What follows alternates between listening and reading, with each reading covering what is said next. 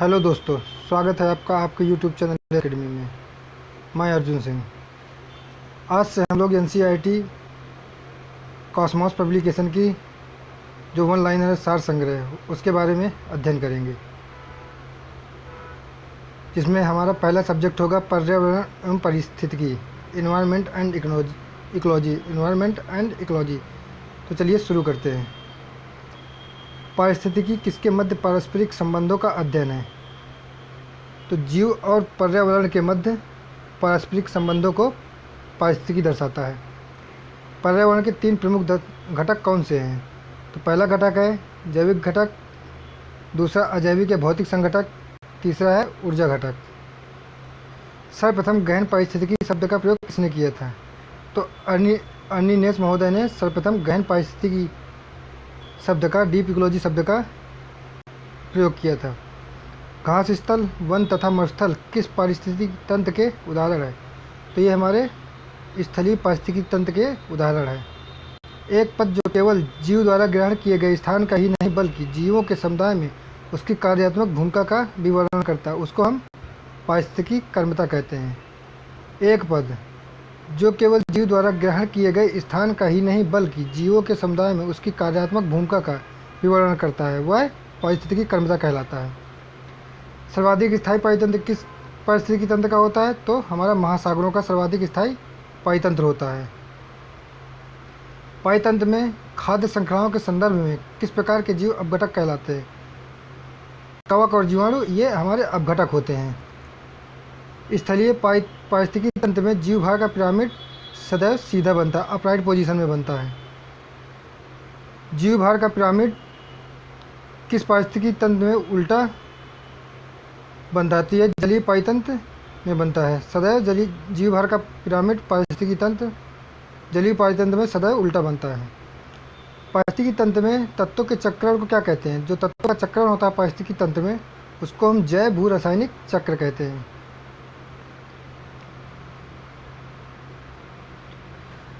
– 10% का नियम किसने दिया था? तो रेमंड लिंडेमैन महोदय ने 10% का नियम दिया था। 10% नियम किससे संबंधित है? तो यह ऊर्जा के खाद्य के रूप में एक पोषी स्तर से दूसरे पोषी स्तर तक पहुंचने से जो ऊर्जा बचती है, एक पोषी स्तर से जब हम किसी दूसरी पोषी स्तर को ऊर्जा प्राप्त होती है, उसे 10% का नियम कहते हैं। अर्थात 10% ही ऊर्जा दूसरे पोषी स्तर को प्राप्त होती है, जिसे लिंडमैन महोदय ने 10% का नियम कहा। धारणीय या स्थायी विकास की अवधारणा सर्वप्रथम किसने प्रस्तुत की थी? तो यह ब्रेटलैंड कमीशन ने 1987 में प्रस्तुत की थी। समुद्री वातावरण में कौन से जीव मुख्य प्राथमिक उत्पादक होते हैं? तो हमारे फाइटोप्लैंक्टन जो होते हैं ये प्राथमिक उत्पादक माने जाते हैं। पारितंत्र का गतिक हृदय किसे कहा जाता है? तो ऊर्जा प्रवाह व खनिज चक्र को पारितंत्र का गतिक हृदय कहा जाता है। किसी क्षेत्र के सभी जीवधारी तथा वातावरण में उपस्थित अजैव घटक संयुक्त रूप से किसका निर्माण करते हैं? तो ये पारितंत्र का निर्माण करते हैं। किसी क्षेत्र में जो जीवधारी होते तथा वातावरण में उपस्थित अजैव घटक सम्मिलित रूप से जीवधारी तथा उनका वातावरण तथा जो अजैव घटक होते हैं, जैसे समुद्र हो गया, पहाड़ हो गया, पर्वत हो गए, झील हो गए, ये सम्मिलित रूप से हमारा एक पारितंत्र होता है। पारिस्थितिकी तंत्र की ऊर्जा का प्रमुख स्रोत क्या होता है? तो ये सोलर रेडिएशन होता है या सूर्य तप, सौरिक विकिरण होता है। अब चलिए हम देख लेते हैं भारत में रामसर आर्द्रभूमियाँ कितनी हैं। तो वर्तमान में भारत में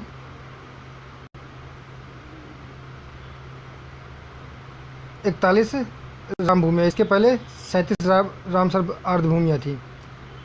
पहले राज्य देख लेते हैं, फिर इसके बाद आर्द्रभूमियाँ।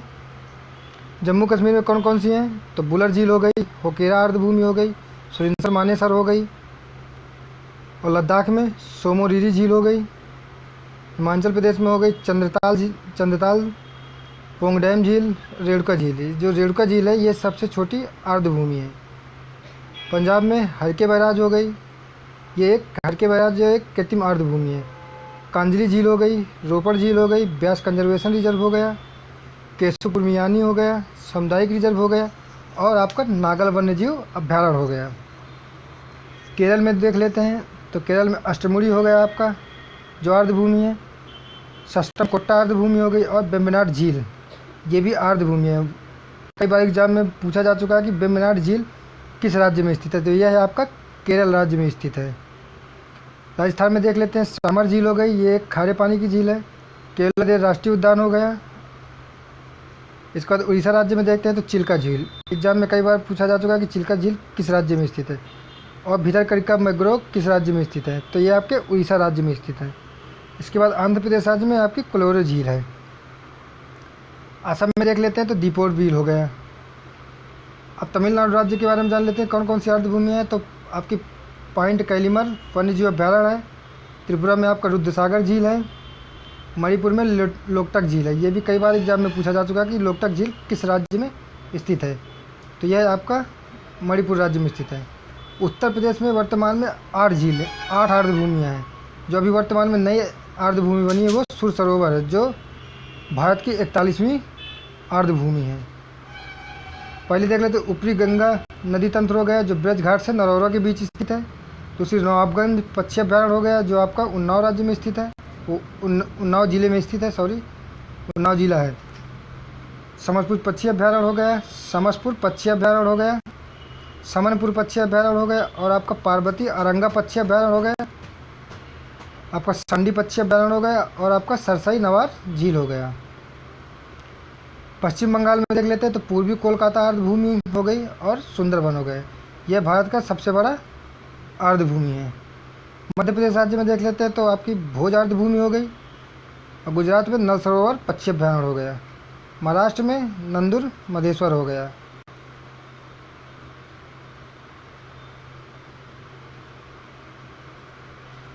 पारिस्थितिकी तंत्र शब्द का सर्वप्रथम प्रयोग आपका एजी टांसले महोदय ने किया था।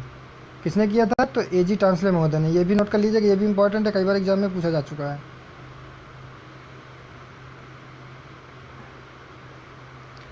अब अगला चैप्टर देखते हैं बायोम एवं जैवमंडल, बायोस्फीयर एंड बायोम। पृथ्वी पर पेड़ पौधे तथा जीव जंतुओं सहित सभी प्रमुख पारिस्थितिकी तंत्र को हम क्या कहेंगे, तो हम जो पृथ्वी पर पेड़ पौधे और जीव जंतु हैं इनको सम्मिलित रूप से या इनके सम्मिलित पारिस्थितिकी तंत्र को हम बायोम की श्रेणी में रखते हैं या बायोम कहते हैं। पृथ्वी पर सबसे बड़ा बायोम कौन सा है, तो हमारा जलीय बायोम पृथ्वी पर सबसे बड़ा बायोम है। सबसे कम जैव विविधता तथा जैव भार वाला बायोम कौन सा है, टुंड्रा बायोम। अर्थात यहाँ जीव जंतु या पेड़ पौधे या पशु पक्षी कम मात्रा में पाए जाते हैं, यहाँ का जैव भार कम है। जैवमंडल के अंतर्गत किन संगठनों को शामिल किया जाता है, तो जैवमंडल के अंतर्गत हमारे जैविक एवं अजैविक घटक आते हैं। कौन सा तंत्र किसी समुदाय के पीछे समुदाय के सभी जीवों में संबंध स्थापित करता है, तो जो समुदाय के सभी जीव होते हैं उनके संबंध खाद्य जाल स्थापित करता है। अर्थात भोजन के लिए सभी को आपस में मिलना जुलना पड़ता है, सभी जीव जंतु आपस में एक दूसरे से निर्भर होते हैं। सभी उपभोक्ताओं में कौन सा गुण पाया जाता है, तो सभी उपभोक्ताओं में परपोषी का गुण पाया जाता है। भारत में वन सर्वेक्षण विभाग द्वारा कब से वन रिपोर्ट का प्रकाशन किया जा रहा है, तो 1987 से भारत में वन रिपोर्ट का प्रकाशन किया जा रहा है। वन रिपोर्ट का प्रकाशन कौन सी संस्था करती है, तो फॉरेस्ट सर्विस डिपार्टमेंट, वन सर्वेक्षण विभाग। भारतीय वन सर्वेक्षण संस्थान कहाँ स्थित है, तो यह हमारा देहरादून में स्थित है। ये भी कई बार एग्जाम में पूछा जाता है, अक्सर एग्जाम में देखने को मिल जाएगा कि भारतीय वन सर्वेक्षण संस्थान किस राज्य में स्थित है, तो यह आपका उत्तराखंड के देहरादून में स्थित है। भारतीय वन सर्वेक्षण संस्थान प्रति 2 वर्षों के अंतराल में भारत वन स्थिति रिपोर्ट प्रकाशित करती है। लानोस तथा कंपोस घास के मैदान जो हैं किस बायोम में पाए जाते हैं, तो ये उष्णकटिबंधीय घास बायोम है, लानोस और कंपोस। कौन सी प्रजाति एक बड़े निवास स्थल पर निवास करती है, तो ये आपकी हो गई अम्बेला प्रजाति हो गई। प्राकृतिक वनस्पति का एक मिनट रुकिएगा। प्राकृतिक वनस्पति का सर्वाधिक विकसित क्षेत्र कौन सा है, तो यह आपका पतझड़ वन है।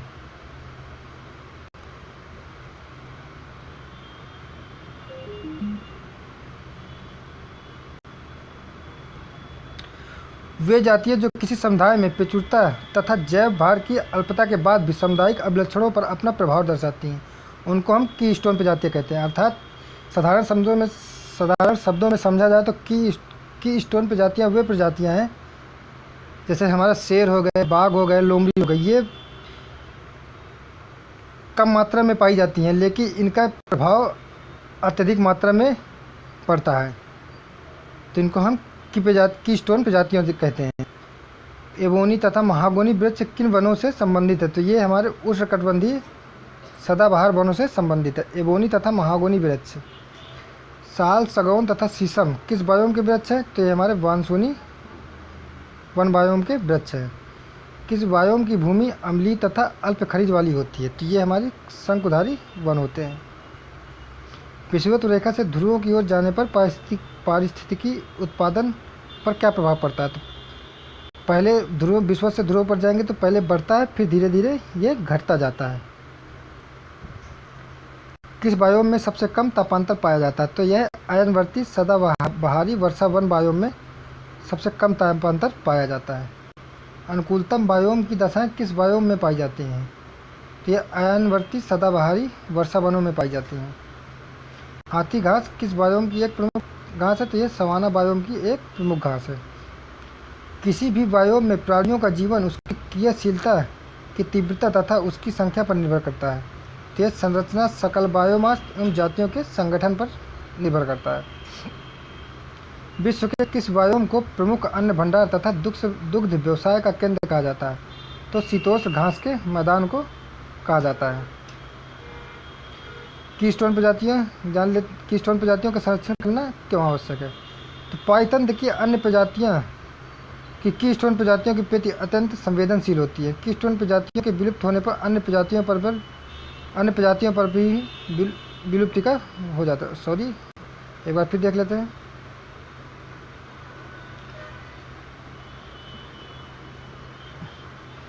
कीस्टोन प्रजातियों का संरक्षण करना क्यों आवश्यक है?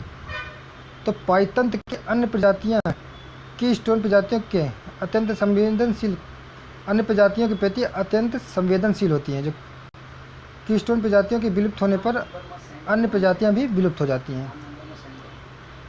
पौधे की जाति, उनकी संरचना, वृद्धि किस पर निर्भर करती है? तो पर्यावरण के भौतिक एवं जैविक कारकों के अंतर संबंध पर निर्भर करती हैं। पर्णपाती वन किस प्रकार के बायोम में पाए जाते हैं? तो ये मानसूनी वन बायोम में पाए जाते हैं।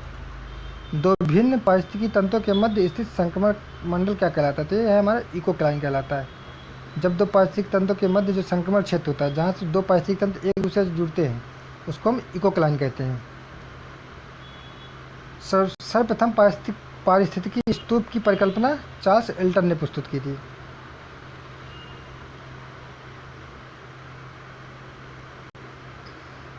किस बायोम की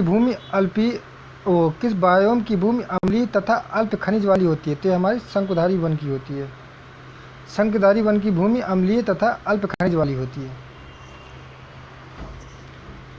किस बायोम में प्राथमिक उत्पादकता सर्वाधिक होती है? तो ये हमारी विषुवतीय वन में होती है, क्योंकि यहाँ पर पेड़ पौधे जीव जंतु का ज़्यादा विस्तार पाया जाता है, इसलिए यहाँ की प्राथमिक उत्पादकता सर्वाधिक होती है। विश्व का सर्वाधिक विक्षुब्ध पारिस्थितिक तंत्र कौन सा है? तो ये हमारा मानसूनी बायोम है।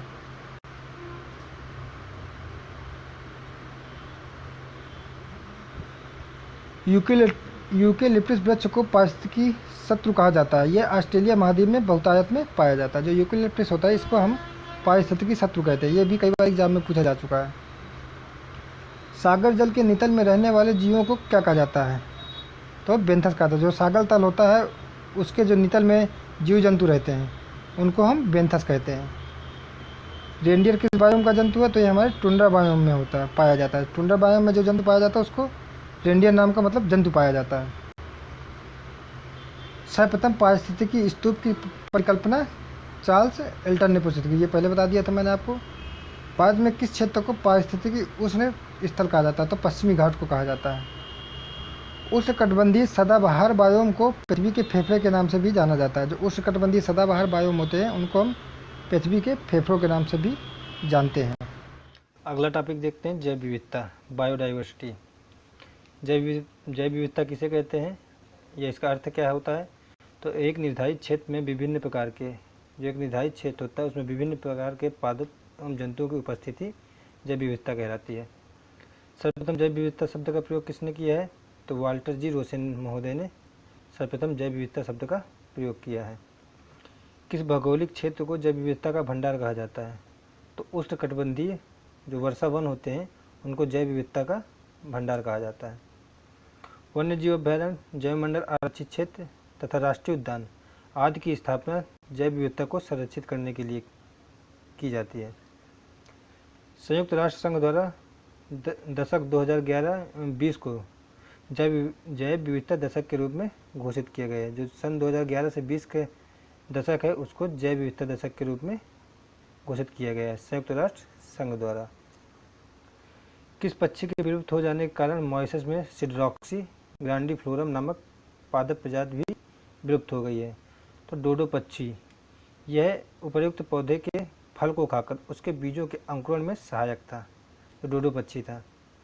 भारत का प्रथम समुद्री राष्ट्रीय उद्यान कच्छ की खाड़ी है। भारत में जैव विविधता हॉटस्पॉट क्षेत्रों का चयन किया गया है। जो 4 जैव विविधता हॉटस्पॉट केंद्रों का भारत में चयन किया गया है। पहला पश्चिमी घाट व श्रीलंका, दूसरा इंडो बर्मा क्षेत्र हो गया, तीसरा हो गया पूर्वी हिमालय, चौथा आपका सुंदरलैंड हो गया।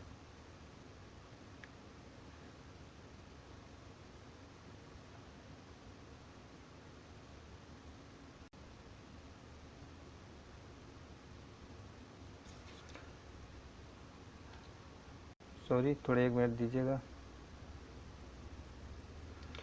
हॉटस्पॉट शब्द का सर्वप्रथम प्रयोग किसने किया था? तो नॉर्मन मायर्स ने किया था हॉटस्पॉट शब्द को 1988 में। ऐसे क्षेत्र जो पारिस्थितिकीय दृष्टि से अत्यंत उत्पादक होते हैं तथा जहाँ स्थानिक जातियों की उपलब्धता तथा जैव विविधता अधिक पाई जाती है। ऐसे क्षेत्र जहाँ पर स्थानीय जातियों की अधिकता होती है और जैव विविधता पाई जाती है और उत्पादक की दृष्टि से वो अत्यधिक उत्पादक होते हैं, उस क्षेत्र को हम जैव विविधता हॉटस्पॉट कहते हैं। अर्थात वहाँ पर जो संकट गहरा हो जाता है या संकटग्रस्त हो जाते हैं, जो स्थानीय प्रजातियाँ होती हैं उनका ह्रास हो रहा हो, तो उसको हम जैव विविधता हॉटस्पॉट घोषित कर देते हैं। वर्तमान में विश्व में टोटल 36 हॉटस्पॉट है। भारतीय राष्ट्रीय जैविक विविधता प्राधिकरण चेन्नई में स्थित है, चेन्नई तमिलनाडु। इसकी स्थापना वर्ष 2003 में की गई है। भारत में लेह बेरी के नाम से कौन सी पर्णपाती झाड़ी प्रसिद्ध है? जो आपका सीबक थारना है उसको लेह बेरी के नाम से जाना जाता है। भारत में अति सघन वनों का सर्वाधिक क्षेत्र किस राज्य में पाया जाता है? तो आपका अरुणाचल प्रदेश में पाया जाता है। रेड डाटा बुक अथवा रेड लिस्ट किस संगठन से संबंधित है? तो ये आपकी ICUN से संबंधित है। कौन सी औषधि गिद्धों की संख्या में कमी के लिए उत्तरदायी है? तो ये डाइक्लोफेनेक सोडियम है। भारतीय जीव जंतु कल्याण बोर्ड का मुख्यालय आपका बल्लभगढ़ हरियाणा में स्थित है। जो भारतीय जीव जंतु कल्याण बोर्ड का मुख्यालय है वह बल्लभगढ़ हरियाणा में स्थित है। वृक्षों पर रहने वाले किस स्तनधारी का जूलॉजिकल नाम एलुरस फल्गिन्स है? तो ये आपका रेड पांडा का जो जूलॉजिकल नाम है वो एलुरस फल्गिन्स है। भारत में रेड पांडा के प्राकृतिक आवास कहाँ पाए जाते हैं? तो ये उत्तर पूर्वी भारत के उपहिमालयी क्षेत्रों में पाए जाते हैं। जो फ्लाइंग फॉक्स अर्थात उड्डयन वल्गुल, जिसे ग्रेट इंडियन फ्रूट बैट भी कहा जाता है, यह चमगादड़ों की एक प्रजाति है। ठीक,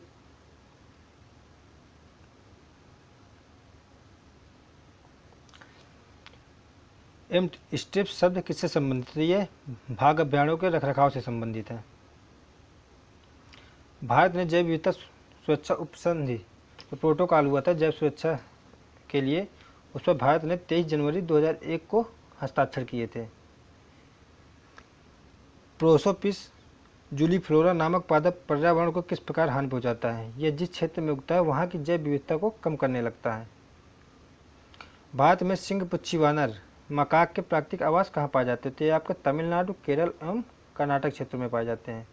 जो भारत में सिंहपुच्छी वानर है उसका प्राकृतिक आवास तमिलनाडु, केरल और कर्नाटक है। भारत सरकार द्वारा जैव विविधता अधिनियम कब पारित किया गया है? यह 2002 में पारित किया है। कई बार एग्जाम में पूछा जा चुका है कि भारत सरकार द्वारा जैव विविधता अधिनियम कब पारित किया गया? तो वर्ष 2002 में पारित किया गया। दांचीग्राम राष्ट्रीय उद्यान किस जंतु के संरक्षण के लिए प्रसिद्ध है? तो ये हंगुल मिरग के लिए प्रसिद्ध है दांचीग्राम राष्ट्रीय उद्यान। भारत में सर्वाधिक ऊंचाई पर स्थित राष्ट्रीय उद्यान आपका नामदफा है। नामदफा राष्ट्रीय उद्यान सर्वाधिक ऊंचाई पर स्थित है। यह अरुणाचल प्रदेश में है। किस समूह के जीव अमोनिया को नाइट्राइट में परिवर्तित करते हैं? तो ये कहलाते हैं नाइट्रोसोमोनास। नाइट्रोसोमोनास। धान का पौधा नाइट्रोजन को किस रूप में ग्रहण करता है? तो यह अमोनिया के रूप में नाइट्रोजन का ग्रहण करता है। जीवमंडलीय पारिस्थितिकी तंत्र में रासायनिक तत्वों का प्रवेश किस माध्यम से होता है? तो जीवमंडलीय पारिस्थितिकी तंत्र में रासायनिक तत्वों का प्रवेश पौधों की जड़ों के द्वारा होता है। जो पौधे की जड़ें होते हैं उसके द्वारा रासायनिक तत्वों का प्रवेश होता है। भारत में पूर्वोत्तर के राज्यों को जैव विविधता का द्वार कहा जाता है। जो पूर्वोत्तर है राज्य उनको जैव विविधता का द्वार कहा जाता है। अंडमान और निकोबार द्वीप समूह में स्थित साउथ बटन द्वीप भारत का सबसे छोटा राष्ट्रीय उद्यान है। जो भारत का सबसे छोटा राष्ट्रीय उद्यान है वह साउथ बटन द्वीप पर स्थित है। अगली स्लाइड देख लेते हैं। भारत को कितने जैव भौगोलिक क्षेत्रों में विभाजित किया गया? तो भारत के कुल 10 बायोजियोग्राफिक एरियाज में डिवाइड किया गया है। ये भी कई बार एग्जाम में पूछा जा चुका है। जब कोई समुदाय स्थायी, परिपक्व, जटिल तथा दीर्घकालिक होता है तो उसे किस रूप में परिभाषित किया जाता है? क्लाइमेक्स कम्युनिटी, चरम समुदाय में परिभाषित किया जाता है उसे। क्षेत्रफल की दृष्टि से भारत का सबसे बड़ा जैवमंडल आरक्षित क्षेत्र आपका मन्नार की खाड़ी है। सबसे बड़ा जैवमंडल आरक्षित क्षेत्र है ये क्षेत्रफल की दृष्टि से, मन्नार की खाड़ी। किस वृक्ष को कल्पवृक्ष की उपमा दी जाती है? तो आपके नारियल वृक्ष को कल्पवृक्ष की उपमा दी जाती है। भारत में कौन सा राष्ट्रीय उद्यान पक्षियों के स्वर्ग के नाम से प्रसिद्ध है? तो यह केवलादेव राष्ट्रीय उद्यान जो भरतपुर राजस्थान में स्थित है। केवलादेव राष्ट्रीय उद्यान से होकर कौन सी नदियाँ प्रवाहित होती हैं?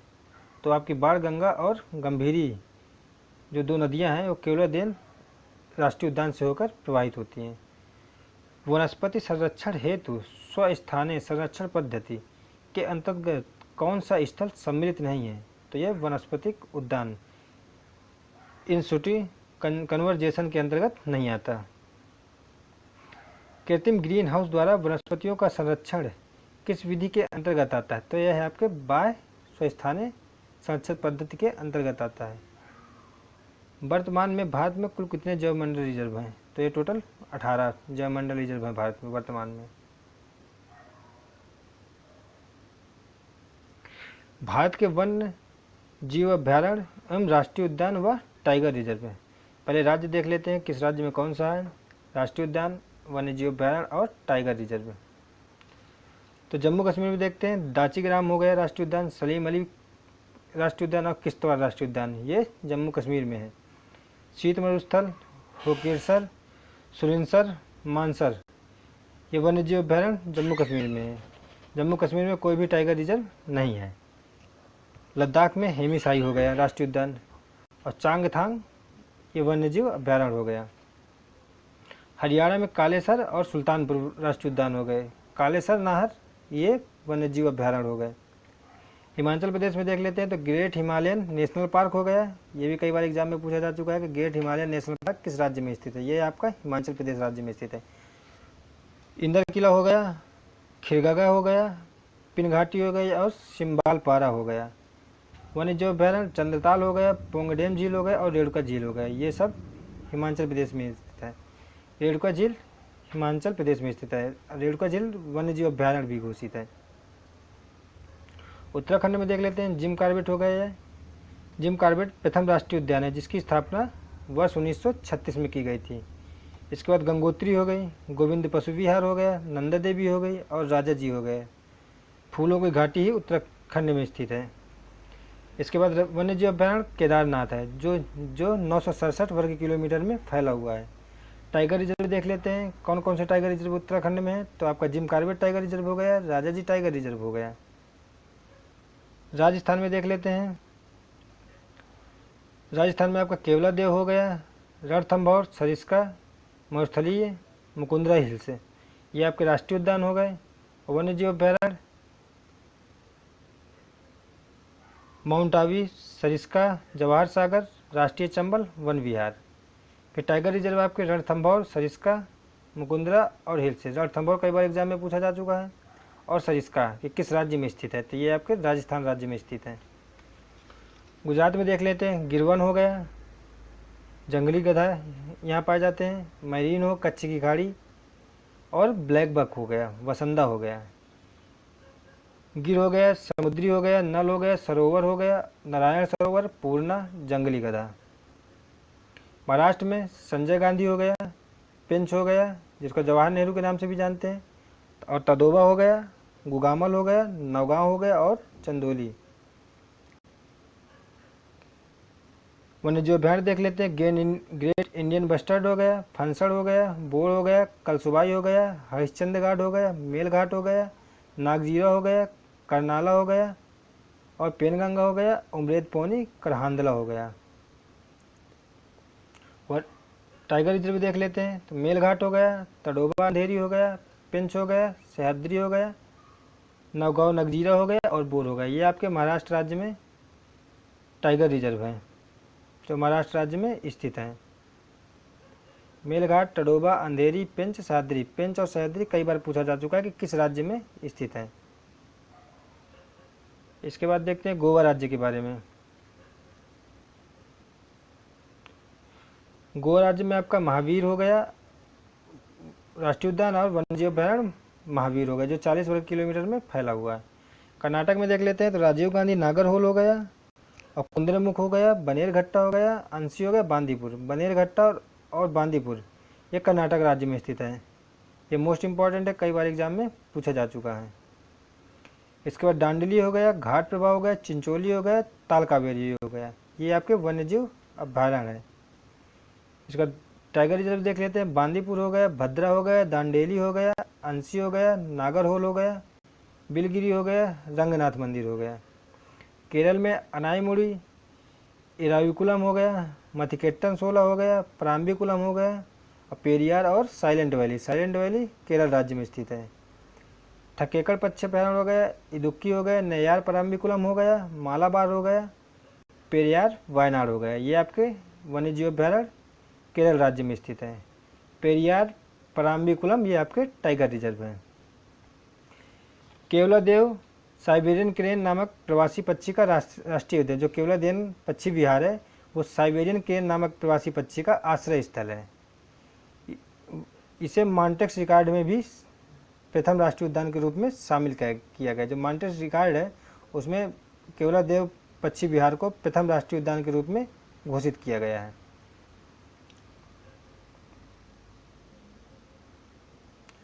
तेलंगाना राज्य के बारे में देख लेते हैं। काश ब्रह्मानंद रेड्डी हो गया, महावीर हरिना वनस्थली हो गया, और मुग्रावनी हो गया। ये आपके राष्ट्रीय उद्यान है जो तेलंगाना राज्य में स्थित है। नागार्जुन सागर वन्यजीव अभ्यारण्य हो गया, प्राणहिता और किन्नेर सानी ये तीनों वन्यजीव अभ्यारण्य है। नागार्जुन सागर, प्राणहिता और किन्नेर सानी। टाइगर रिजर्व देख लेते हैं, कवल हो गया और अमराबाद, ये दो टाइगर रिजर्व है जो तेलंगाना राज्य में स्थित है। तमिलनाडु देख लेते हैं, तमिलनाडु राज्य में कौन कौन से राष्ट्रीय उद्यान स्थित है, तो आपके इंदिरा गांधी हो गए जिसे अन्नामलाई के नाम से भी जानते हैं, मुदुमलाई हो गया, और पालनी की पहाड़ियाँ हो गई, गिंडी हो गया, मुकुर्थी हो गया, और मन्नार की खाड़ी जिसे जो एक सागरी उद्यान है। मन्नार की खाड़ी जो है वो एक सागरी उद्यान है। इसके बाद वन्यजीव अभ्यारण्य देख लेते हैं, कोडाई कनाल हो गया, पॉइंट कैलीमार हो गया, पुलिकट झील हो गया, और सत्यमंगलम हो गया। कलाकाड़ हो गया, वेदांतगल हो गया, और वेल्ला नाडु मुदुमलाई हो गया। कलक्कड़, मुथनथुरई, अन्नामलाई, मुदुमलाई और सत्यमंगलम ये आपके टाइगर रिजर्व हो गए। आंध्र प्रदेश राज्य में देख लेते हैं कौन कौन से राज्य। राजीव गांधी रामेश्वरम हो गया राष्ट्रीय उद्यान, पापीकोंडा राष्ट्रीय उद्यान हो गया, और श्री वेंकटेश्वर राष्ट्रीय उद्यान हो गए। वन्यजीव अभ्यारण्य कौन कौन से हैं, कोरिंगा वन्यजीव अभ्यारण्य, कोल्लेरू वन्यजीव अभ्यारण्य, पुलकट, नागार्जुन सागर, श्रीशैलम। ये कई बार एग्जाम में पूछा गया है कि नागार्जुन श्रीशैलम किस राज्य में स्थित है, तो ये आपके आंध्र प्रदेश राज्य में स्थित है वन्यजीव अभ्यारण्य। और नागार्जुन सागर श्रीशैलम ये टाइगर रिजर्व है जो सबसे बड़ा टाइगर रिजर्व है क्षेत्रफल की दृष्टि से। छत्तीसगढ़ राज्य में देख लेते हैं, इंद्रावती हो गया, कांगेर घाटी हो गया, गुरु घासीदास हो गया, अचान कमार और सीता नदी ये आपके वन्यजीव अभ्यारण्य है। टाइगर रिजर्व इंद्रावती, उदंती सीता नदी और अचान कमार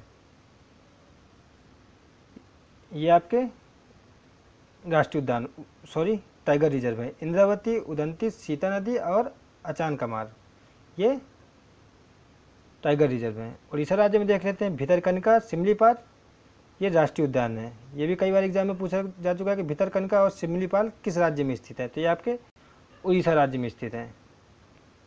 भितरकनिका हो गया, चिल्का, गहिरमाथा, नंदनकानन, सतकोसिया गाज और सिमलीपाल ये सभी वन्यजीव अभ्यारण्य हैं। सिमलीपाल, सतकोसिया गाज ये आपके टाइगर रिजर्व है। 2 जगह आपके टाइगर रिजर्व भी हैं, सिमलीपाल में और सतकोसिया गाज में। पश्चिम बंगाल में बुक्सा, गोरुमारा, नेओरा वैली, सिंगलीला, सुंदरवन, जल्दापारा ये राष्ट्रीय उद्यान। चपरामारी, बल्लापुर ये वन्यजीव अभ्यारण्य। सुंदरवन, बुक्सा ये टाइगर रिजर्व है 2। त्रिपुरा में देख लेते हैं क्लाउडेड लेपर्ड हो गया, बाइसन राजबारी हो गया, गुमटी, सेपासी, जाला। मिजोरम में मुरलेन, फवंगपुई, नीला पर्वत ये राष्ट्रीय उद्यान। दम्बा, थोरांगटाल, थोरांट लांग, दम्पा, थोरांट लांग ये आपके वन्यजीव अभ्यारण्य है और दम्पा केवल एकमात्र टाइगर रिजर्व है। मणिपुर में केबुल लामजाओ, कई बार एग्जाम में पूछा जा चुका है कि केबुल लामजाओ किस राज्य में स्थित है, तो ये आपका मणिपुर में है।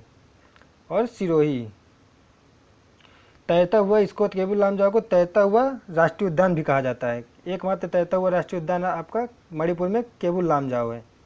कई बार एग्जाम में मिल जाता है देखने को, अक्सर एग्जामों में केबुल लामजाओ के बारे में पूछ लिया जाता है। नागालैंड में कौन सा है राष्ट्रीय उद्यान, तो इंटाकी राष्ट्रीय उद्यान हो गया और फाकिम वन्यजीव अभ्यारण्य हो गया। अरुणाचल प्रदेश में देख लेते हैं तो नामदफा माउलिंग हो गया और वन्यजीव अभ्यारण्य पखोई शेषा आर्किड है। नामदफा, पक्की, कमलांग ये आपके टाइगर रिजर्व हैं। असम में डिब्रू सखोवा, काजीरंगा, मानस, राजीव गांधी ओरांग और नमेरी। ओरांग, नमेरी, काजीरंगा, मानस ये कई बार एग्जाम में पूछा जा चुका है, हमेशा पूछा जाता है। ये आपके राष्ट्रीय उद्यान हैं। दीपोरबाल, पूर्वी कार्बी एंगलोंग और लाखोवा, मानस, नमेरी और ओरांग में टाइगर रिजर्व भी स्थित है।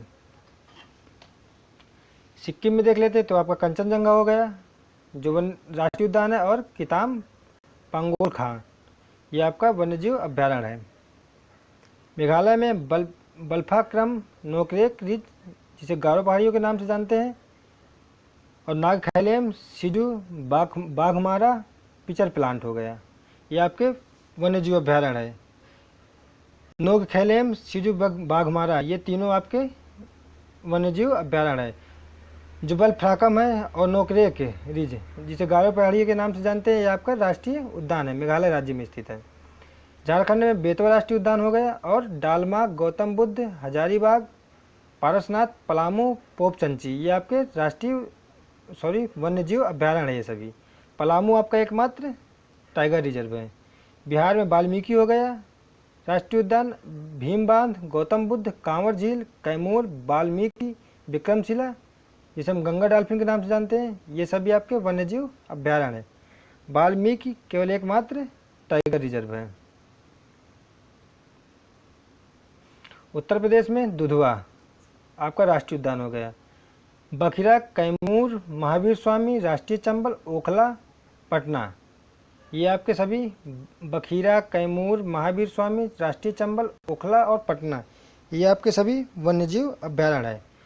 दुधवा और पीलीभीत ये आपके 2 टाइगर रिजर्व हैं। पीलीभीत में एक दुधवा ये टाइगर रिजर्व है। मध्य प्रदेश में 9 राष्ट्रीय उद्यान है कुल। बांधवगढ़, फासिल जिसे मंडला, कान्हा, माधव, इंदिरा प्रियदर्शनी, पेंच जिसको कहते हैं, पन्ना, संजय और सतपुड़ा। बांधवगढ़, फासिल, कान्हा, माधव, इंदिरा प्रियदर्शनी, पन्ना, संजय, सतपुड़ा ये आपके राष्ट्रीय उद्यान है। और वन्यजीव अभ्यारण्य बोरी, गांधी सागर, राष्ट्रीय चंबल, पन्ना, रातापानी, सोन घड़ियाल ये आपके वन्यजीव अभ्यारण्य है। अब टाइगर रिजर्व कहाँ कहाँ स्थित है तो पन्ना कौन कौन से, पन्ना, कान्हा, सतपुड़ा, बांधवगढ़, संजय डुबरी और पेंच पिंच कई बार एग्जाम में पूछा जा चुका है। ये आपका महाराष्ट्र में भी स्थित है और मध्य प्रदेश में भी स्थित है। अंडमान निकोबार में 9 राष्ट्रीय उद्यान हैं।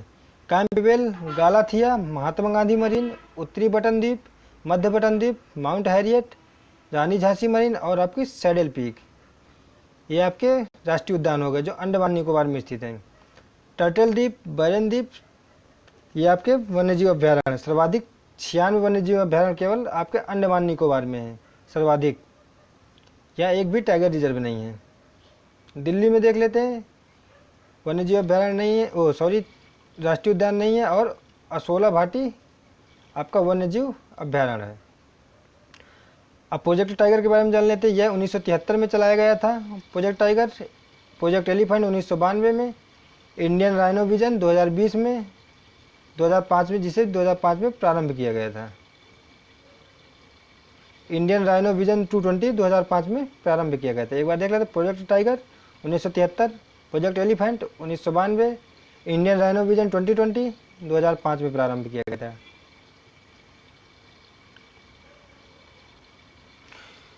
यूनेस्को सूची में शामिल जैव मंडल आरक्षित क्षेत्र कौन कौन से हैं जो यूनेस्को सूची में शामिल हैं? पहला नीलगिरी हो गया जो केरल, तमिलनाडु और कर्नाटक राज्य में स्थित है, तीनों की सीमाओं में स्थित है। सम्मिलित होने का वर्ष है 2000 में, यूनेस्को की सूची में यह 2000 में शामिल हुआ। दूसरी मंदारी खाड़ी हो गया जो तमिलनाडु राज्य में स्थित है, यह 2001 में शामिल हुआ था। सुंदरवन हुआ पश्चिम बंगाल 2001, नंदा देवी उत्तराखंड 2004, नोकरेक ये आपका मेघालय में है जो 2009 में सम्मिलित हुआ, और आपका पंचगढ़ी मध्य प्रदेश में जो 2009 में, सिमलीपाल उड़ीसा 2009 में, नोकरेक, पंचमढ़ी, सिमलीपाल ये आपके तीनों 2009 में सम्मिलित हुए जो यूनेस्को की सूची में शामिल हुए। अमरकंटक मध्य प्रदेश छत्तीसगढ़ 2012 में, अचानकमार जो मध्य प्रदेश में है, मध्य प्रदेश और छत्तीसगढ़ में है, ये भी 2012 में शामिल हुआ। ग्रेट निकोबार अंडमान निकोबार द्वीप समूह में है, 2013 में शामिल हुआ। अगस्तमलाई जो तमिलनाडु में स्थित है, ये 2016 में घोषित किया गया। कंचनजंगा सिक्किम में, ये 2018 में घोषित किया गया। भारत में प्रथम जैव मंडल आरक्षित क्षेत्र नीलगिरी जो वर्ष 2000 में घोषित किया गया था, नीलगिरी था प्रथम जैव मंडल आरक्षित क्षेत्र। कार्टाजेना प्रोटोकॉल जैव सुरक्षा समझौते से संबंधित, जैव सुरक्षा से संबंधित है। किस प्रकार की जैव विविधता का उपयोग प्रजनन कार्यों में किया जाता है? तो आनुवंशिक विविधता में जैव प्रयोग किया जाता है प्रजनन कार्यों में। भारत को सर्वप्रथम किसने जैव भौगोलिक क्षेत्रों तथा जैव भौगोलिक प्रदेशों में विभाजित किया था? भारत को सर्वप्रथम किसने जैव भौगोलिक क्षेत्रों तथा जैव भौगोलिक प्रदेशों में विभाजित किया? रोजर और पनवार ने। अरीबादा क्या है? कछुओं की कुछ प्रजाति की व्यापक घोंसला प्रक्रिया है अरीबादा। जो कुछ कछुए होते हैं उनकी कुछ प्रजाति होती है जिसमें व्यापक घोंसला की प्रक्रिया अरीबादा कहलाती है। पर्यावरण संरक्षण हेतु वर्ष 1961 में स्थापित वर्ल्ड वाइड फंड का मुख्यालय ओस्लो नॉर्वे में स्थित है। किस राज्य में सर्वाधिक संख्या में राष्ट्रीय पार्क है? तो यह आपके मध्य प्रदेश राज्य में स्थित है।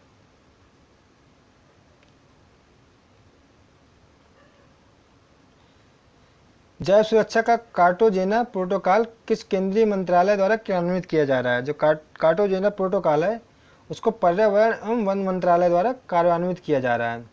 भारत का प्रथम national centre for marine biodiversity किस शहर में स्थित है? ये आपका जामनगर गुजरात में स्थित है। जो national centre for marine biodiversity ये जामनगर में स्थित है गुजरात में। उड़ने वाली छिपकली जिसे डेक्रो कहा जाता है वह भारत में पश्चिमी घाट में पाई जाती है। जो डेक्रो नामक छिपकली है जो उड़ती है वह भारत के पश्चिमी घाट में पाई जाती है। पश्चिमी घाट के जो वन है वहाँ पाई जाती है। क्षेत्रफल की दृष्टि से भारत का सबसे बड़ा टाइगर रिजर्व नागार्जुन सागर है जो आंध्र प्रदेश राज्य में स्थित है। जिम कॉर्बेट उत्तराखंड 1936 में स्थापित किया गया। भारत का प्रथम राष्ट्रीय उद्यान व प्रोजेक्ट टाइगर के अंतर्गत सूचित प्रथम टाइगर रिजर्व है। पहले इसका नाम हेली राष्ट्रीय उद्यान था। जो जिम कॉर्बेट था इसका पहले नाम हेली राष्ट्रीय उद्यान था। विश्व का कौन सा द्वीप केवल पक्षियों के लिए आरक्षित है? तो यह है आपका कजिन द्वीप, जो सेशल्स में स्थित है। ये केवल पक्षियों के लिए आरक्षित है। भारत में पक्षियों का प्रथम वन्यारण्य वेदांथंगल तमिलनाडु में स्थापित है। जो पक्षियों का प्रथम वनारण्य है, जो जंगल है पक्षियों के लिए, वो वेदांथंगल तमिलनाडु में स्थापित है। भारत का प्रसिद्ध नीलगिरी जीव मंडल आरक्षित क्षेत्र कितने राज्यों में? तो ये आपके 3 राज्य में, कर्नाटक, तमिलनाडु व केरल। जो नीलगिरी जीव मंडल आरक्षित क्षेत्र है वो आपके 3 राज्यों में विस्तृत है। पहला कर्नाटक, दूसरा तमिलनाडु, तीसरा आपका केरल हो गया। कान्हा राष्ट्रीय उद्यान किस जंतु के संरक्षण के लिए प्रसिद्ध है? तो यह आपके 12 सिंह के लिए प्रसिद्ध है। जो कान्हा राष्ट्रीय उद्यान है, यहाँ 12 सिंहों का संरक्षण किया जाता है। भारत का प्रसिद्ध फूलों की घाटी वाला राष्ट्रीय उद्यान क्षेत्र किन पर्वतारोहियों ने खोजा था? तो ये आपके फ्रैंक स्माइथ एवं होल्सबर्थ ने खोजा था। जो फूलों की घाटी है उसकी खोज फ्रैंक स्माइथ और होल्सबर्थ ने की थी। किसे गंगा के टाइगर की उपमा दी जाती है? तो आपके डॉल्फिन को गंगा के टाइगर की उपमा दी जाती है। अब देख लेते हैं पक्षी अभयारण्य कौन कौन से हैं। तो घाना पक्षी विहार आपका भरतपुर में स्थित है, जो राजस्थान राज्य में स्थित है। रंगनथिट्टू पक्षी विहार मांड्या कर्नाटक में। विदांथगल पक्षी विहार कांचीपुरम तमिलनाडु। नीलापट्टू पक्षी विहार नेल्लौर आंध्र प्रदेश। सुल्तानपुर पक्षी विहार ये आपका गुरुग्राम हरियाणा में स्थित है। जो सुल्तानपुर पक्षी विहार है ये गुरुग्राम हरियाणा में स्थित है। सलीम अली पक्षी विहार चोराव मांडवी नदी के पास गोवा में, जो चोराव नामक स्थान है मांडवी नदी के किनारे, वहाँ सलीम अली पक्षी विहार स्थित है। कौंडिन्या पक्षी विहार चित्तूर ये आपका आंध्र प्रदेश में स्थित है। चिल्का झील पक्षी विहार ये पुरी के पास उड़ीसा में। कुमाराकाम पक्षी विहार या वेम्बनाथ पक्षी विहार ये आपका केरल में है।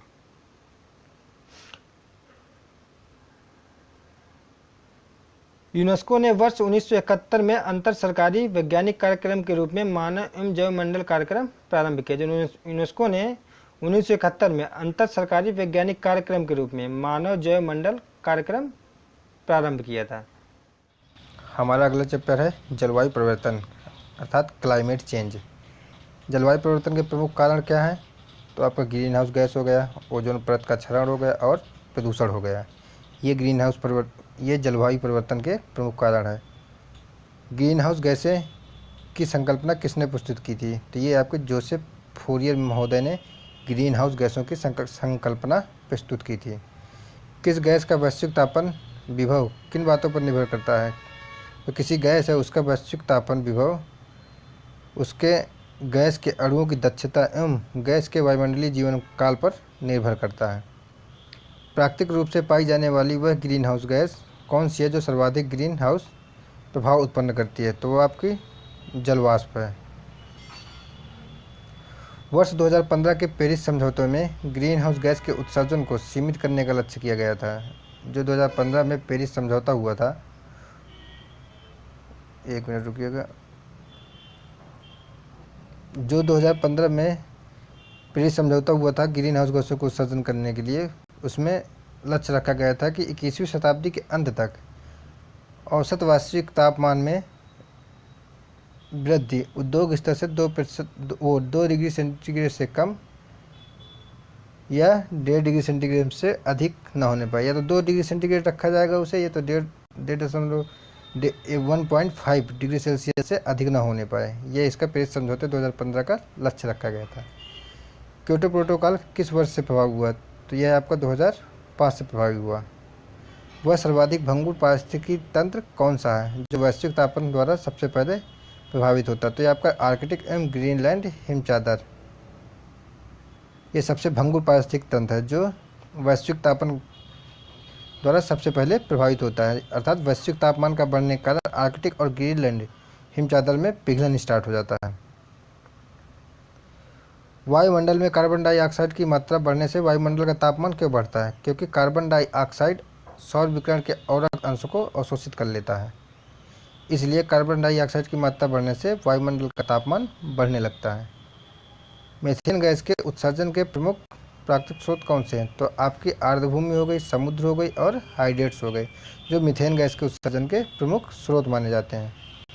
ग्रीन हाउस गैस प्रोटोकॉल का विकास किसके द्वारा किया गया? तो आपको वर्ल्ड रिसोर्स इंस्टीट्यूट तथा world business council on sustainable development के द्वारा किया गया ग्रीन हाउस प्रोटोकॉल का विकास। विश्व के तापमानों पर आंकड़े प्राप्त करने के लिए वैश्विक वायुमंडल निगरानी स्टेशन आपके अल्जीरिया, ब्राज़ील और केन्या में स्थापित किए गए हैं। जो वैश्विक वायुमंडल निगरानी स्टेशन है वो आपके अल्जीरिया, ब्राज़ील तथा केन्या में स्थापित किए गए हैं। जलवायु परिवर्तन का क्रायोजेनिक संकेतक किससे प्राप्त किया जाता है? तो ये आपका आइसोकोर से प्राप्त किया जाता है। अगला देख लेते हैं, हिम तत्व किसे कहते हैं? तो हिम तत्व किसी ग्लेशियर या बर्फ की चादर को छेद कर प्राप्त किया गया एक बेलनाकार नमूना होता है। जो ग्लेशियर होता है या बर्फ होता है उससे प्राप्त किया गया बेलनाकार नमूना ही हिम तत्व कहलाता है। वैश्विक जलवायु परिवर्तन के संदर्भ में कौन सी पद्धतियाँ मृदा में कार्बन प्रच्छादन संग्रहण में सहायक है? तो वैश्विक जलवायु परिवर्तन के संदर्भ में कौन सी पद्धतियाँ मृदा में कार्बन प्रच्छादन संग्राहक में सहायक है? तो आपके समोच्चवाद हो गया, अनपद सस्यन हो गए एवं शून्य जुताई हो गया।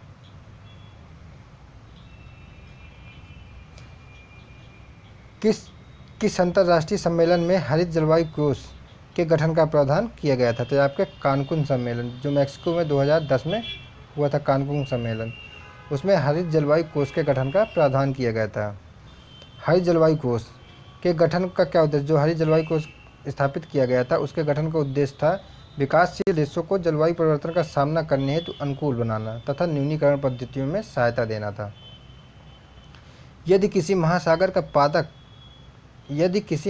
का पादप प्लवक किसी कारण से पूर्णतः नष्ट हो जाए तो कार्बन सिंक के रूप में महासागर पर एवं महासागर की खाद्य श्रृंखला पर इसका प्रतिकूल प्रभाव पड़ता है। प्रथम विश्व जलवायु सम्मेलन कहाँ आयोजित किया गया था? तो यह जिनेवा, स्विट्जरलैंड में 1779 में आयोजित किया गया था। जिनेवा, स्विट्जरलैंड के में जो प्रथम विश्व जलवायु सम्मेलन हुआ था तो जिनेवा में हुआ था। कौन सी घटनाएं वैश्विक तापन के प्रभाव को दर्शाती हैं? वैश्विक तापन अर्थात जो तापमान होता है उसकी वृद्धि में कौन सी स्थितियाँ प्रदर्शित होती हैं, कौन कौन से प्रभाव दिखते हैं हमको? तो हिमानी का पिघलना, सागरीय तल में उत्थान, मौसमी दशाओं में परिवर्तन, वैश्विक तापमान में वृद्धि। वैश्विक तापन के कारण अल्पाइन ग्लेशियर के पिघलने से किन दो देशों को अपनी अंतर्राष्ट्रीय सीमा फिर से निर्धारित करनी पड़ी? तो आपको इटली और स्विट्जरलैंड को अपनी अंतर्राष्ट्रीय सीमा फिर से स्थापित करनी पड़ी। ऊर्जा की बचत कर पृथ्वी को सुरक्षित रखने के उद्देश्य से प्रत्येक वर्ष मार्च के अंतिम शनिवार को पृथ्वी काल मनाया जाता है। इसका समय जो होता है 8:30 PM से 9 PM के बीच बत्तियां बुझा दी जाती हैं। वर्ष 2020 को में 28 मार्च को मनाया गया था। जो 2020 में पृथ्वी दिवस मनाया गया था या पृथ्वी काल मनाया गया था वो 28 मार्च को पूरे विश्व में मनाया गया। इसमें 187 देशों के 7 से अधिक देशों ने भाग लिया। Green group world wide fund for nature द्वारा आयोजित यह अर्थ आवर का 14वां संस्करण था। जो यह 2020 में मनाया गया था अर्थ आवर, यह अर्थ आवर का 14वां संस्करण था। इसका विषय था क्लाइमेट चेंज अर्थात जलवायु परिवर्तन। भारत ने क्योटो प्रोटोकॉल की द्वितीय प्रतिबद्धता अवधि पर अपनी सहमति कब प्रदान की? तो यह आपके 8 अगस्त 2017 को प्रदान की थी। जो द्वितीय प्रतिबद्धता थी, जो द्वितीय बार हस्ताक्षर किए थे क्योटो प्रोटोकॉल पर, तो वह 8 अगस्त 2017 को था।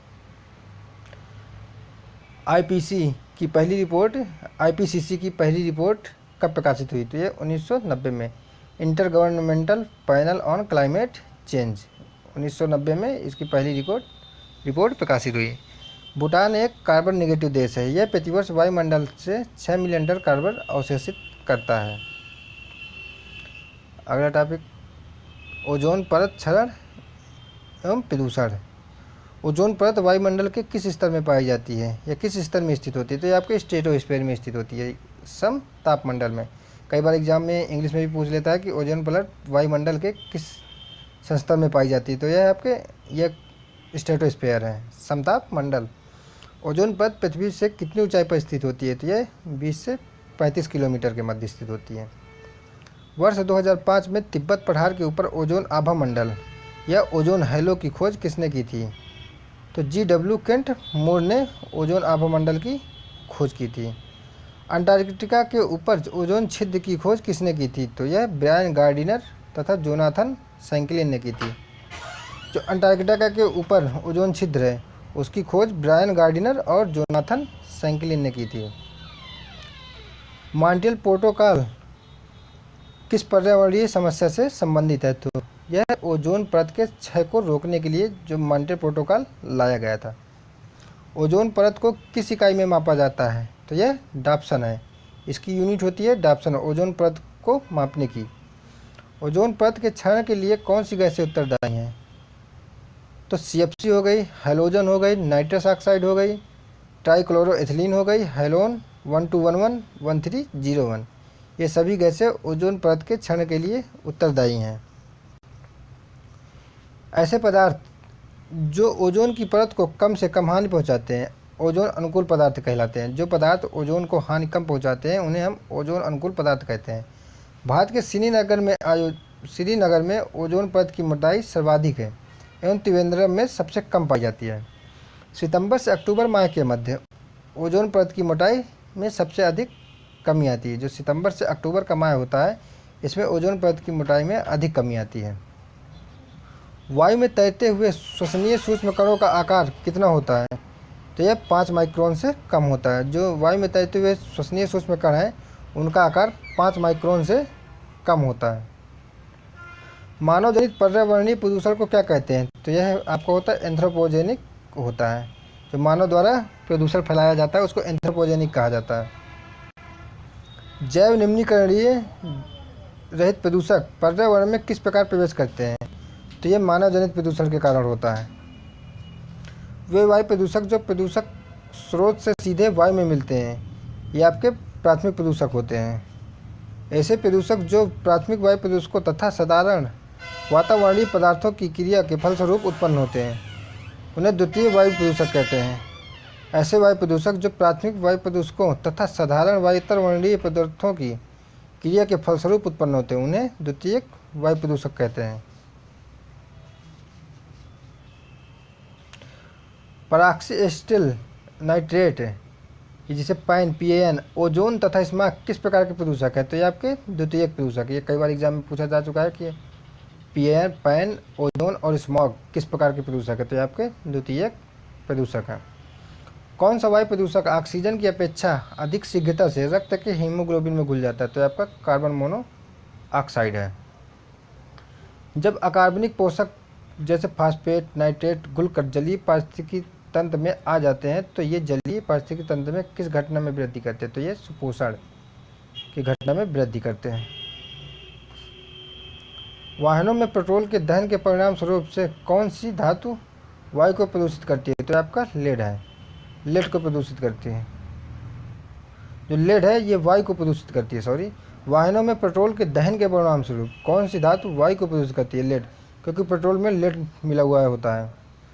ऐसे प्रदूषक जो सूक्ष्म जीवों जैसे जीवाणु आदि के द्वारा समय के साथ प्रकृति में सरल हानि रहित तत्वों में विकसित कर दिए जाते हैं क्या कहलाते हैं? उनको जैव विघटित प्रदूषक कहते हैं।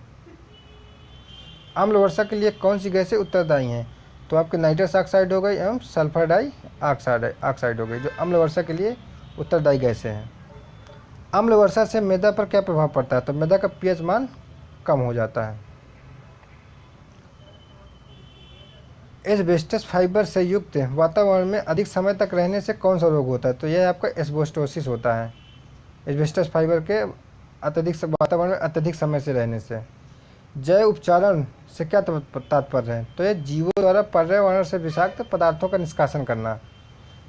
रेफ्रिजरेटर में प्रशीतक के रूप में भरी जाने वाली गैस का विपणन सामान्यतः मेफ्रॉन ब्रांड नाम के अंतर्गत किया जाता है। ये सामान्यतः हैलोनिक हाइड्रोकार्बन होते हैं। इसके अतिरिक्त बड़े संयंत्रों में अमोनिया भी प्रशीतक के रूप में प्रयोग की जाती है। जैवोपचार यदि प्रदूषक प्रभावित क्षेत्र में किया जाता है तो इसे क्या कहा जाता है? तो इसे स्वस्थानीय जैवोपचार कहा जाता है। इन सिटू बायोमेडिएटेशन कहा जाता है। यदि प्रदूषित पदार्थ को किसी अन्य स्थान पर ले जाकर उसका जैव उपचार किया जाता है तो इसे एक्स सिटू जैव उपचार या बायो रिमेडिएशन कहा जाता है। प्रदूषकों को जड़ों व पत्तियों में संग्रहित कर जैव उपचार करना क्या कहलाता है? तो ये आपका फाइटो निष्कर्षण कहलाता है। ओजोन परत की सर्वप्रथम खोज चार्ल्स फैब्री एवं हेनरी बुसान ने की थी। ओजोन परत की खोज चार्ल्स फैब्री और हेनरी बुसान ने की थी।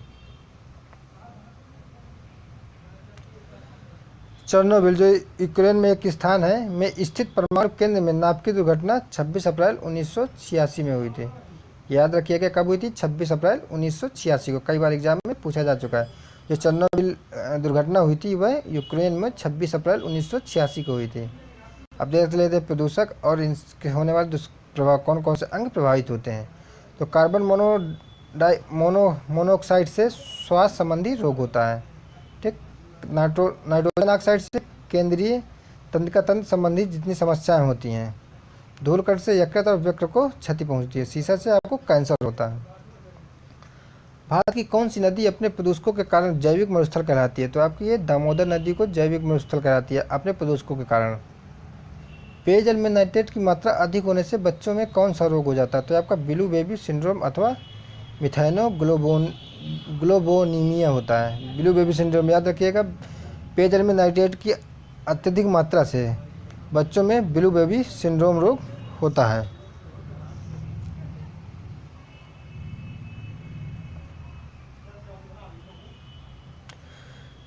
सिगरेट के धुएं में कौन से प्रदूषक पाए जाते हैं? तो आपका कार्बन मोनोऑक्साइड व बेंजीन पाया जाता है सिगरेट के धुएं में। कार्बन मोनोऑक्साइड व बेंजीन। ग्रीन मफलर किस पर्यावरणीय समस्या से संबंधित है? आपका ध्वनि प्रदूषण से संबंधित है। अधूरे प्रज्वलन के कारण कार में कौन सी गैस निकलती है? तो आपकी कार्बन मोनोऑक्साइड। पॉलीथीन की थैलियों को नष्ट क्यों नहीं किया जा सकता? पॉलीमर से निर्मित होने का। ये पॉलीमर जो पॉलीथीन की थैली होती है पॉलीमर से निर्मित होती है, इसलिए इनको नष्ट नहीं किया जा सकता है। भोपाल गैस त्रासदी में यूनियन कार्बाइड फैक्ट्री में किस गैस का रिसाव होती है? आपका MIC या अथवा मिथाइल आइसोसाइनाइड। इंसिनरेटर्स का प्रयोग किस लिए किया जाता है? कूड़े कचरे को जलाने के लिए इंसिनरेटर्स का प्रयोग किया जाता है। भारत में जल प्रदूषण निवारण तथा नियंत्रण अधिनियम किस वर्ष लागू किया गया? तो आपका 1974 में। कौन सा ईंधन न्यूनतम वायु प्रदूषक करता है? तो ये आपका हाइड्रोजन। सुपरसोनिक जेट विमानों से निकलने वाली कौन सी गैस ओजोन परत को क्षति पहुंचाती है? जो सुपरसोनिक जेट विमान है उनसे निकलती है नाइट्रोजन ऑक्साइड गैस जो ओजोन परत को हानि पहुंचाती है। पार्थेनियम या गाजर घास के परागकणों से कौन सा रोग होता है? तो चर्म रोग एवं दमा रोग होता है गाजर घास से।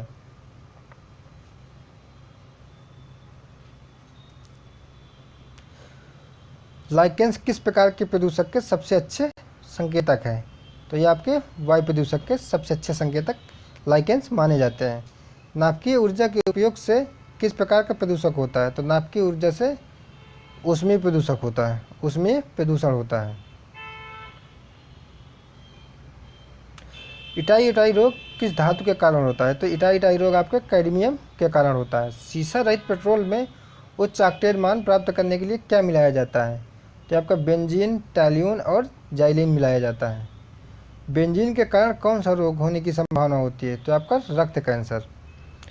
सिलिकोसिस तथा एस्बेस्टोसिस नामक रोग किस प्रकार के धूलकणों से होते हैं? तो ये आपके सिलिका और एस्बेस्टस युक्त धूलकणों से होते हैं।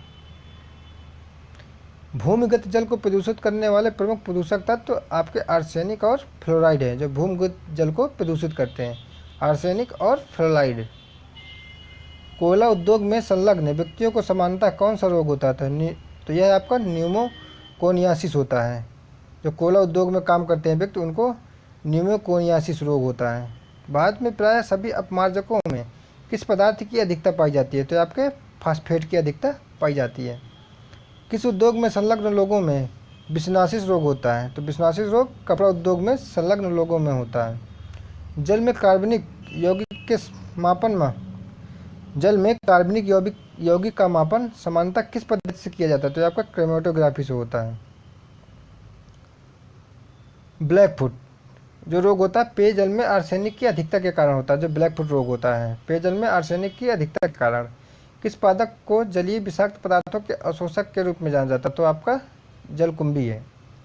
ग्लोबल वार्मिंग के फलस्वरूप जलवायु में होने वाले परिवर्तन का मापन कैसे किया जाता है? तो ये आपके रेडियो सक्रिय फोर्सिंग के द्वारा किया जाता है।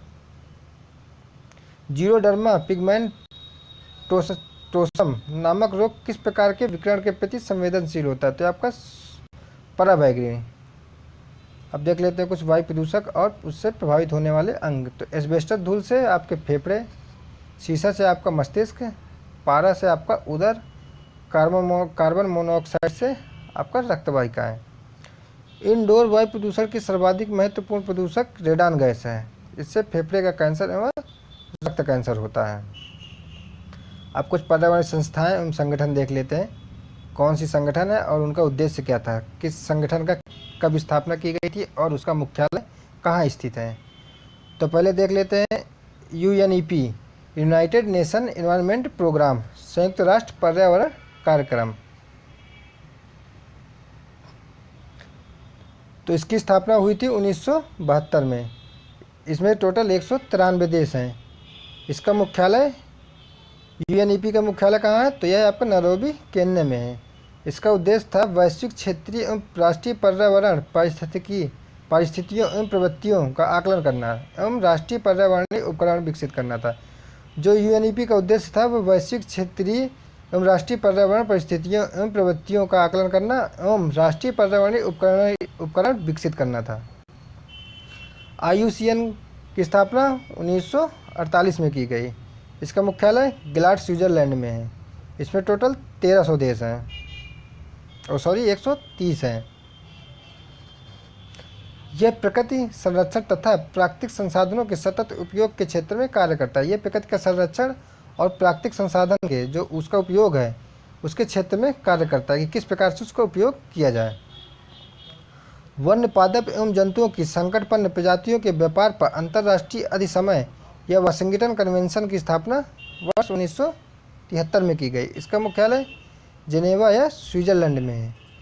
इसमें कुल देश 183 हैं। इसका उद्देश्य क्या है? इसका उद्देश्य यह सुनिश्चित करना है कि वन्य जीवों एवं पादपों का अंतर्राष्ट्रीय व्यापार उनकी उत्तरजीविता के लिए संकट उत्पन्न न करे। वन्य जंतु की प्रवासी प्रजातियों के संरक्षण पर अभिसमय स्थापना 1979 में। इसका मुख्यालय बार्न, जर्मनी में है।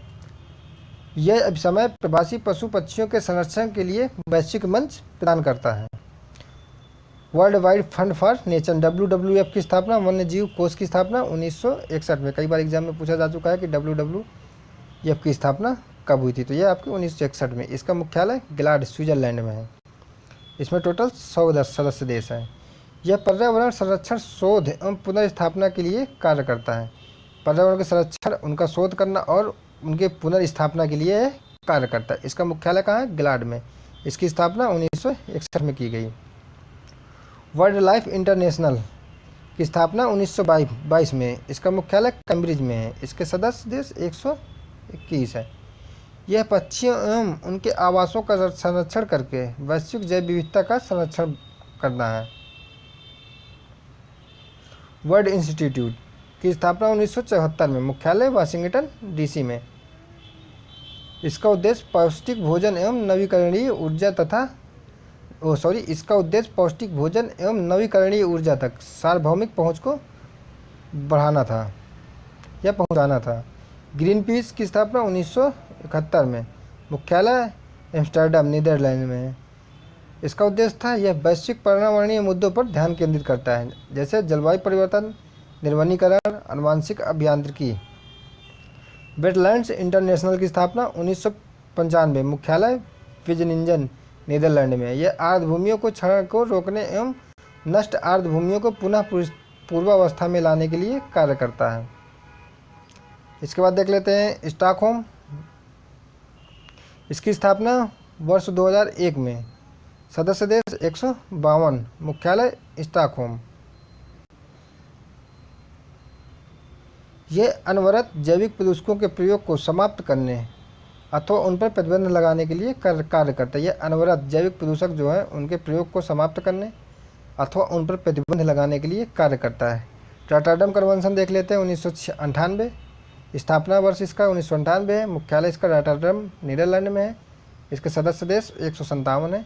इसका उद्देश्य मानव स्वास्थ्य एवं पर्यावरण को हानिकारक प्रभाव से सुरक्षा हेतु पक्षकार राष्ट्रों के मध्य हानिकारक अपशिष्टों के अंतर्राष्ट्रीय के संबंध में व्यापार पर सहकारी प्रयासों पर बल देना है। आप कुछ मिसलिनियस टाइप के प्रश्न देख लेते हैं जो विविध हैं, विविध टाइप के प्रश्न।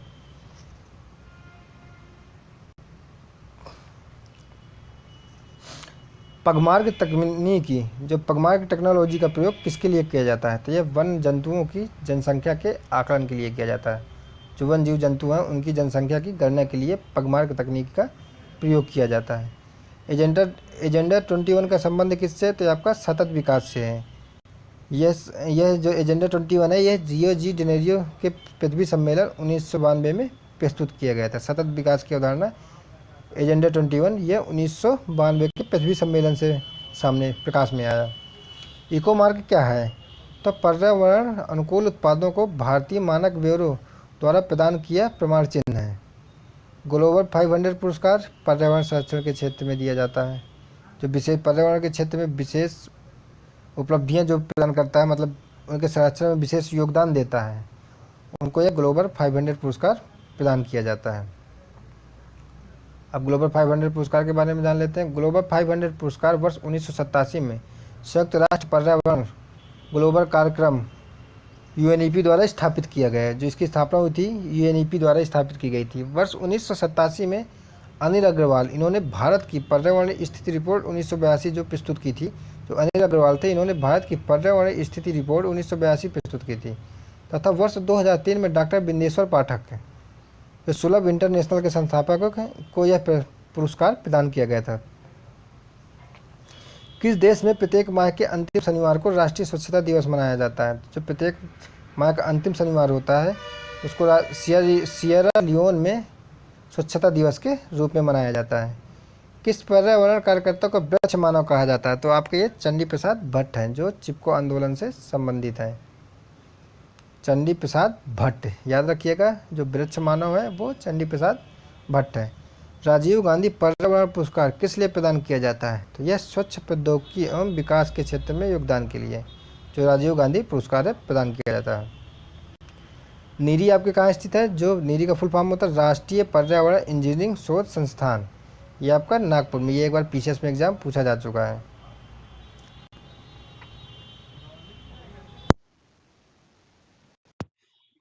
पेरियार गेम अभ्यारण्य किस लिए प्रसिद्ध है? तो ये आपका बाघों के लिए प्रसिद्ध है। जो पेरियार अभ्यारण्य है यह केरल राज्य में स्थित है।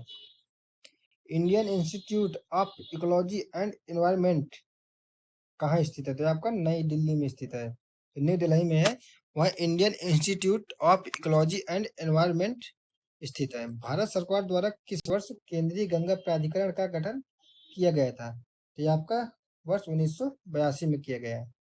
भारत की जलवायु परिवर्तन पर प्रथम राष्ट्रीय कार्य योजना वर्ष 2008 में प्रकाशित हुई। जो जलवायु परिवर्तन पर प्रथम राष्ट्रीय कार्य योजना है वह वर्ष 2008 में प्रकाशित हुई। भारतीय वन्यजीव संस्थान ये आपका देहरादून में स्थित है। देहरादून उत्तराखंड में स्थित है।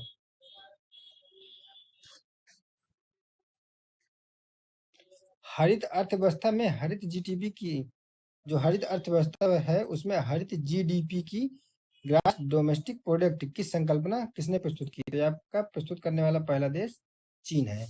पारिस्थितिकी स्थायी मितव्ययिता, जो पारिस्थितिकी स्थायी मितव्ययिता है यह किस आंदोलन का नारा था?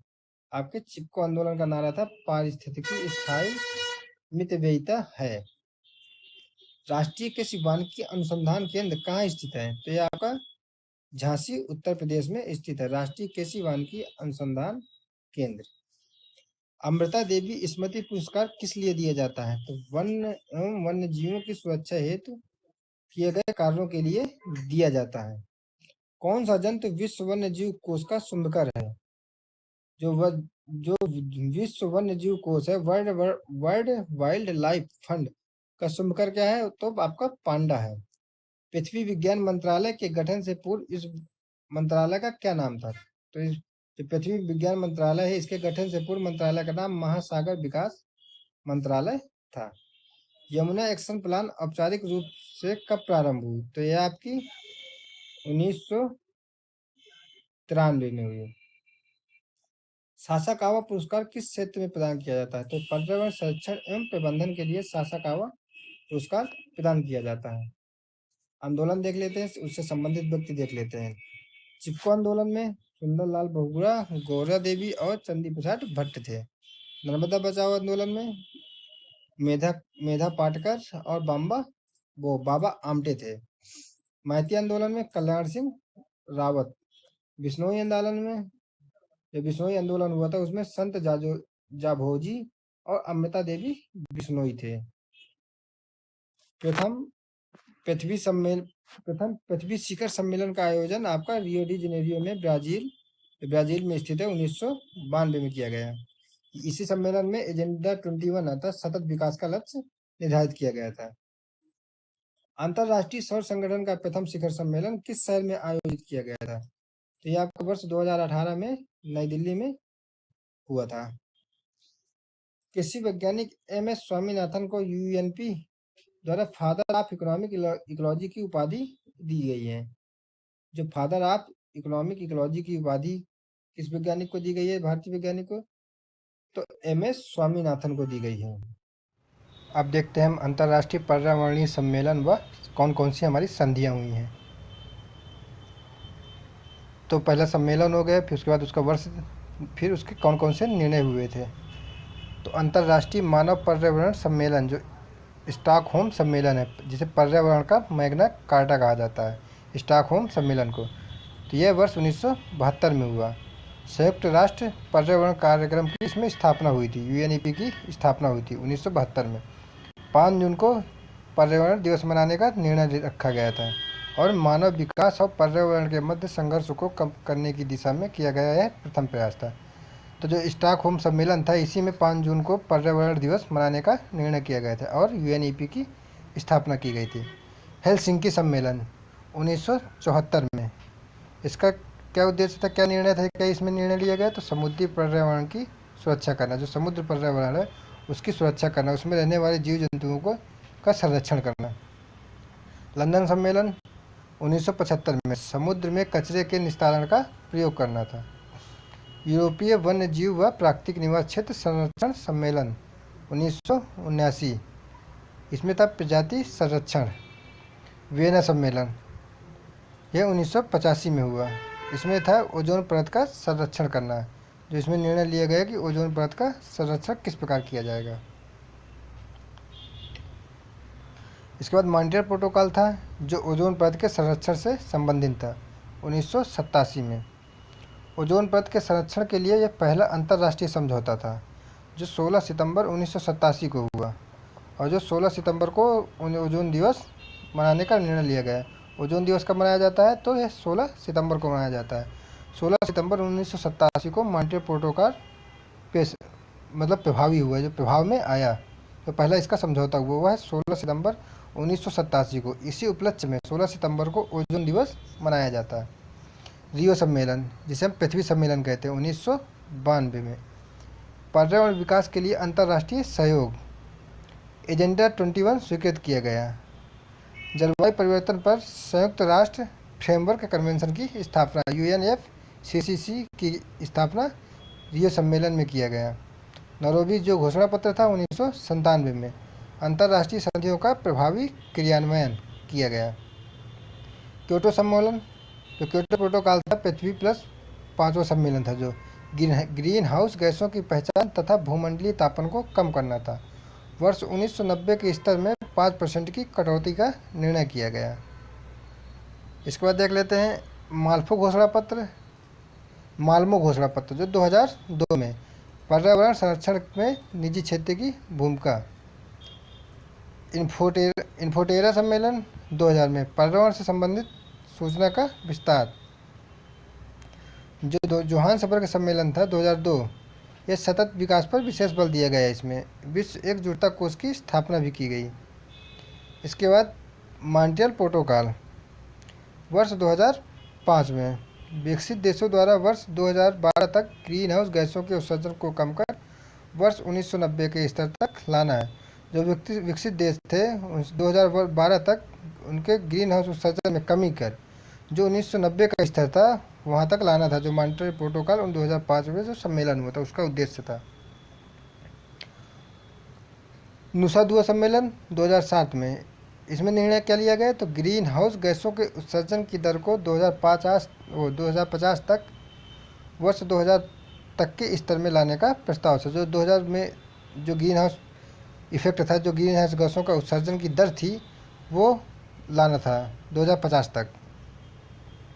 कोपेनहेगन सम्मेलन पोस्ट क्योटो प्रोटोकॉल, यह था 2009 में। विकसित और औद्योगिक राष्ट्रों द्वारा वर्ष 2020 तक ग्रीन हाउस गैसों के उत्सर्जन में भारी कटौती का प्रावधान था। कम कार्बन अर्थव्यवस्था की परिकल्पना था। कानकुन सम्मेलन 2010 में, हरित जलवायु कोष की स्थापना। डरबन सम्मेलन 2011 में, डरबन प्लेटफॉर्म के अंतर्गत ग्रीन क्लाइमेट फंड की संकल्पना। दोहा सम्मेलन 2012 में, जो आपका दोहा सम्मेलन हुआ था COP18 वह 2012 में क्लीन डेवलपमेंट मैकेनिज्म के अंतर्गत प्रदूषण कम करने का प्रयास किया गया। रियो 20 सम्मेलन जो 2012 में हुआ, पृथ्वी सम्मेलन के 2 दशक पूरे होने के उपलक्ष्य में संयुक्त राष्ट्र का सतत विकास सम्मेलन, जिसमें द फ्यूचर वी वांट मसौदा प्रस्तुत किया, हरित व्यवस्था पर बल दिया। पेरिस सम्मेलन 221 देख लेते हैं। कार्बन उत्सर्जन लक्ष्य हेतु कानूनी रूप से बाध्यकारी संधि। इसके बाद मैड्रिड सम्मेलन जो COP25 हुआ स्पेन में 2019 में, जलवायु परिवर्तन से जूझ रहे देशों की मदद के लिए घोषणा का समर्थन करना था। जो जलवायु परिवर्तन से देश थे जो जूझ रहे थे उन देशों की मदद के लिए घोषणा का समर्थन करना था। इसके बाद COP23 देख लेते हैं। फिजी मोमेंटम फॉर इम्प्लीमेंटेशन प्रस्तुत किया गया। इसमें काटोवाइस सम्मेलन जो पोलैंड COP24 था जो 2018 में आयोजित हुआ, उसमें क्या निर्णय गया, जो काटोवाइस सम्मेलन पोलैंड जो COP24 सम्मेलन था जो वर्ष 2018 में आयोजित किया गया है, इसमें क्या निर्णय लिया गया है, तो इसमें जो निर्णय लिया गया पेरिस समझौते के क्रियान्वयन पर विस्तृत नियमावली थी। चलिए दोस्तों, तो हमारे इन्वायरमेंट इकोलॉजी जो सार संग्रह था वन लाइनर वो अब समाप्त हुआ। इसके बाद हम अपना इस श्रृंखला की अगली सीरीज में अर्थात अगला सब्जेक्ट की शुरुआत करेंगे बहुत जल्दी। तो नमस्कार दोस्तों, धन्यवाद।